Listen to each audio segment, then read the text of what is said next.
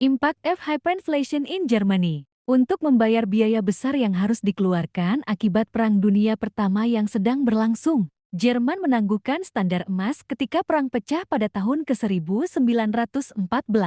Berbeda dengan Prancis yang memberlakukan pajak penghasilan pertamanya untuk membayar perang. Kaisar Jerman Wilhelm II dan Reichstag memutuskan dengan suara bulat untuk mendanai perang seluruhnya dengan meminjam. Total reparasi yang diminta adalah 132 miliar mark emas, tetapi Jerman hanya harus membayar 50 miliar mark pada saat itu, karena reparasi tersebut harus dibayar dalam mata uang kertas, bukan papier mark yang terdepresiasi dengan cepat. Strategi yang digunakan Helfenstein untuk membayar pampasan perang adalah pencetakan uang kertas secara massal untuk membeli mata uang asing yang kemudian digunakan untuk membayar pampasan.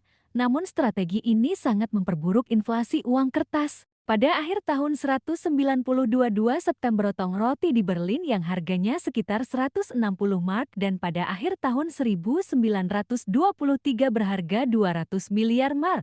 Menteri Pertanian Hans Lusser mengusulkan rencana yang menggantikan gandum hitam dengan emas dan mengarah pada penerbitan Rentenmark yang didukung oleh obligasi yang diindeks ke harga pasar emas. Sejak hiperinflasi, kebijakan moneter Jerman tetap menjadi perhatian utama. Sebuah kekhawatiran yang berdampak pada krisis utang negara Eropa. Menurut sebuah penelitian, banyak orang Jerman yang menyamakan hiperinflasi di Republik Weimar dengan depresi hebat. Karena melihat dua peristiwa terpisah tersebut sebagai satu krisis ekonomi besar yang mencakup kenaikan harga yang cepat dan pengangguran massal. Nilai-nilai yang hiperinflasi dan tidak berharga dikumpulkan secara luas di luar negeri. Menurut The Los Angeles Times memperkirakan pada tahun 1924 bahwa lebih banyak uang kertas yang dinonaktifkan tersebut tersebar di Amerika Serikat dibandingkan di Jerman. Perjanjian Versailles membebankan hutang yang sangat besar kepada Jerman,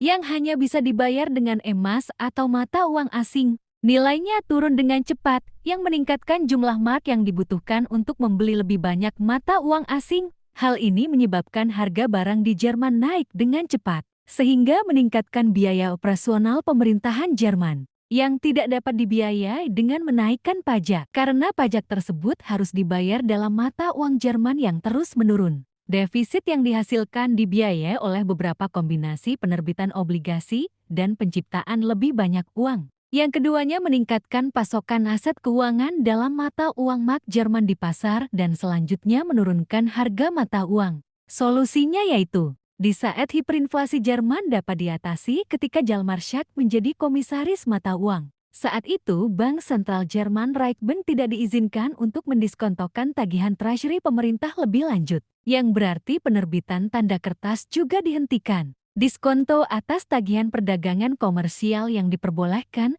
dan jumlah Rentenmark diperluas. Namun penerbitannya dikontrol secara ketat agar sesuai dengan transaksi komersial dan pemerintah saat ini. Pada akhirnya, hiperinflasi Jerman diatasi dengan memperkenalkan mata uang baru, Rentenmark, serta menerapkan langkah-langkah pengendalian fiskal dan penghematan. Rencana DOS juga membantu merestrukturisasi pembayaran reparasi Jerman pasca Perang Dunia I.